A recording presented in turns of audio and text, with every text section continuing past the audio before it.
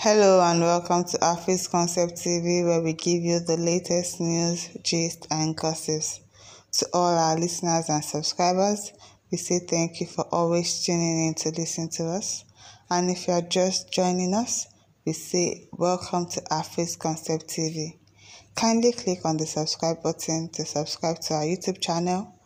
And do not forget to turn on your notification post to be the first person to get notification when we upload them. And now to the news of today, the headline. The greatest mistake President Tinubu will ever make is to. And now to the main news. There has been a heavy push by political elites, traditional rulers as well as governors of the 5 southeast states, namely Abia, Ebonyi, Imo, Anambra, and Enugu, for the unconditional release, or should one say state pardon, of incarcerated leader of the proscribed indigenous people of Biafra, IPOB. And this is not forgetting to mention the cacophony of noises and chants from Igbos and some few non-Igbos, all calling for the release of the man who majority of Igbos refer to as their supreme leader. This renewed move to secure the release of Nnamdi Kanu is similar to the one made in 2017, when he was first arrested in 2015.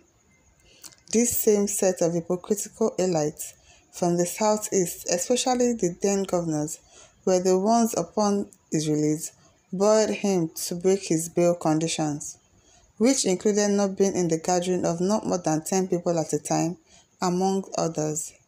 They turned him into a circus show, attending his rallies, where at one of such rally, he boasted publicly that he would go to Abuja and come back to the southeast with the head of the then president.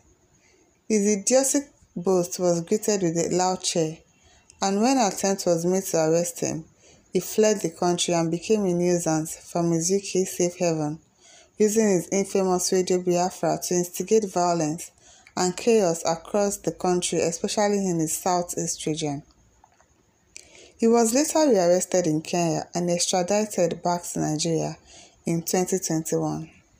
Before his rearrest, Nnamdi Kanu's Radio Biafra was the medium he used to preach hatred and division, and during the 2020 Enters riot, he was strongly on ground using the same medium to direct his foot soldiers to properties of politicians and public figures they should burn down. Nnamdi Kanu is a very dangerous character, and the greatest mistake President Bola Ahmed Tinubu would make is to bow to this fresh pressure to grant him any form of pardon without letting him go through his trial for alleged treason properly. Any form of pardon for Nnamdi Kanu is total victory for him and a get-out-of-jail-free card to continue the madness that has been on in the southeast since he began his agitation for a sovereign state of Biafra.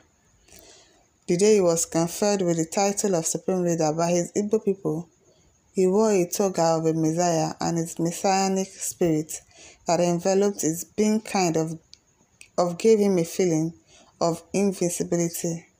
Thus, granting a man such as Nnamdi Kanu with a heavy load of delusion and of grandeur on his head, any form of pardon will spell doom for not only his region but his neighboring regions such as the South-South, which he has annexed already in his twisted thoughts, because without consultation, he included almost all major towns and cities in the South-South region in his utopian Biafra map, which he released some couple of years ago before his rearrest.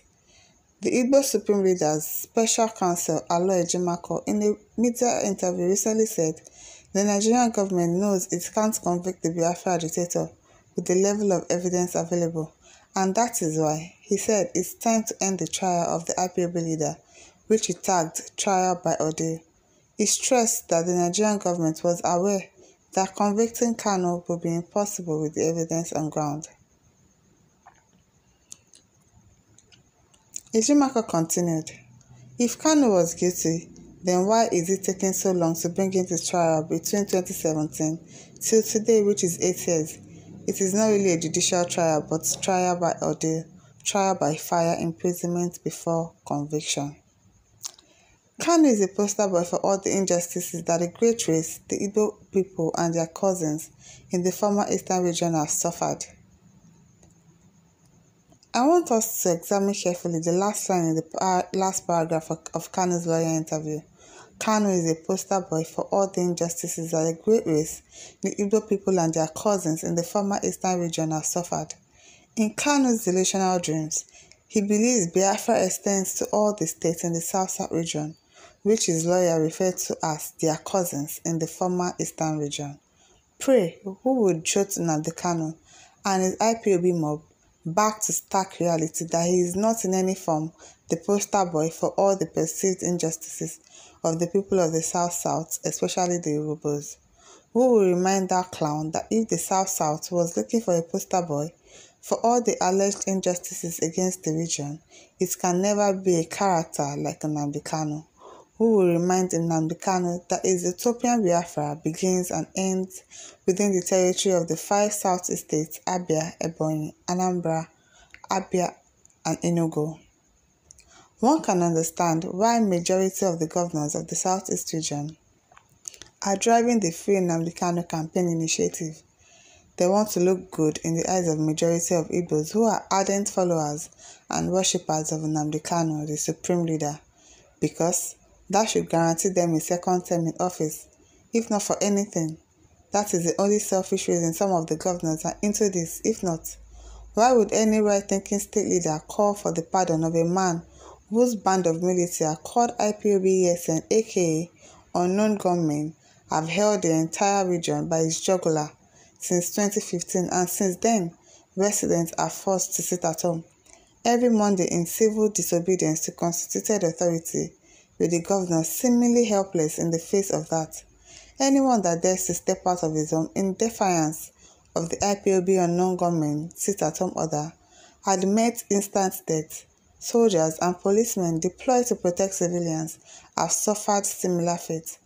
The violence, kidnapping and mayhem being unleashed on the region by Nnamdi Kanu's boy do not look like something that will soon go away. One of the Southeast governors was quoted as saying he would not be able to stop the weekly sit-at-home declared by IPOB.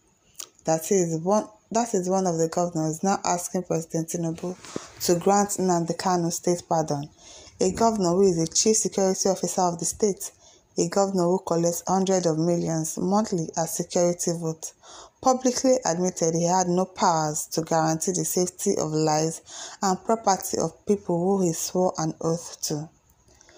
The President Tinubu, that is what will happen when and if you release Nnamdi Kanu without letting him go through his trial and be jailed or acquitted in court. He is already a messiah of his Igbo people. He has a well-armed army. Be ready to cede that part of the country to him, because Nnamdi Kanu will not obey any terms of freedom. He has gone too far to turn back. He sees himself as a reincarnated late Odumegwu Ojukwu, the man who started this Biafra sovereign thing and even led the Igbos into war for it, a war he lost. He speaks like Ojukwu. That is, if any of you have watched videos of Ojukwu broadcasts during the Biafra war. The same song of Hoi, Hoi, Hoi, Odumegwu Ojukwu is another savior, sang for Ojukwu in 1967 during the bloody Nigeria Civil War, has been remixed with the removal of Ojukwu's name and replaced with Nnamdi Kanu's. That middle-aged man in the DSS custody at the moment sees himself as the savior of the Igbos, and unfortunately, majority of Igbos sees him in that light. Only 1% of Igbos see him as the irritant and a cheap hustler that he is. Most Igbos are loud in the hero worshipping of Kanu. A tiny percent, for some reasons, do not publicly support him, but in their minds they are with him. That is when you hear that kind of familiar line.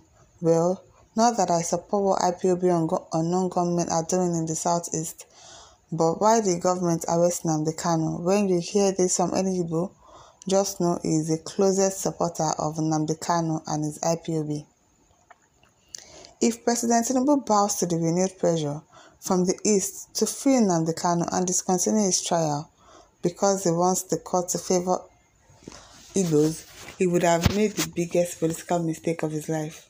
Peter Obi needs Nnamdi Kanu for his 2027 presidential ambition, I read recently in a news report where he was quoted as saying that Tinubu should free Nnamdi Kanu. Well, that did not come to many of us as a surprise. Peter Obi has never condemned the activities of IPOB unknown gunmen, even when they razed an entire village in the southeast to the ground.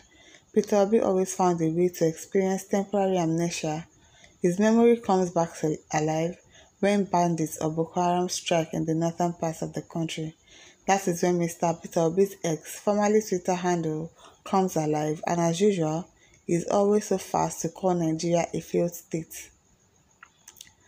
I hope someone is wise enough to tell President Tinubu that not even the release of Nnamdi Kanu will pacify the Igbos. That is not what majority of them want. They want the Nigerian presidency handed over to them on a platter, even without an election. And if that is not possible, of course, if it is not possible, then give them Biafra. So Mr. Tinubu has two options on his plate: abdicate the seat and swear in Mr. Peter Obi immediately, or give them Biafra. So which one can you do, sir, Mr. President? Tinubu should sense the bobby trap. His sixth sense should tell him something is not right.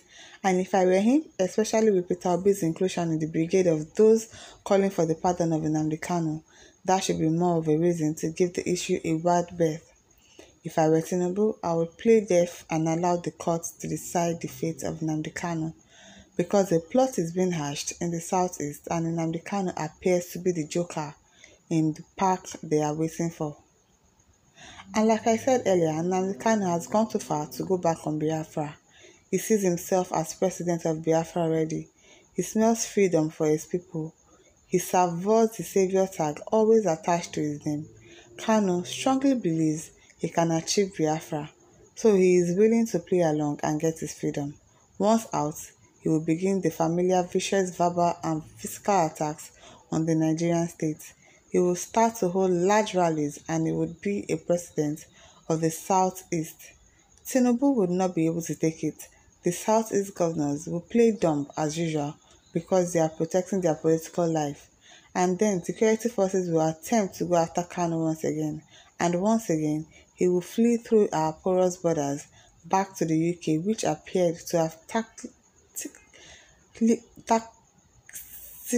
backed its murderous incitement against Nigeria from our shores. And the cycle of cat and mouse chase will begin all over again. Kanu is a very dangerous megalomaniac. Let the court decide his fate.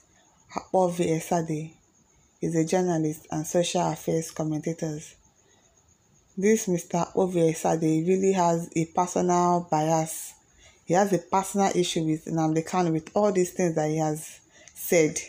He definitely has a personal bias for him, because I don't know how he's so sure of some of the things he's saying Nnamdi Kanu, he has unknown gunmen working for him and all of that.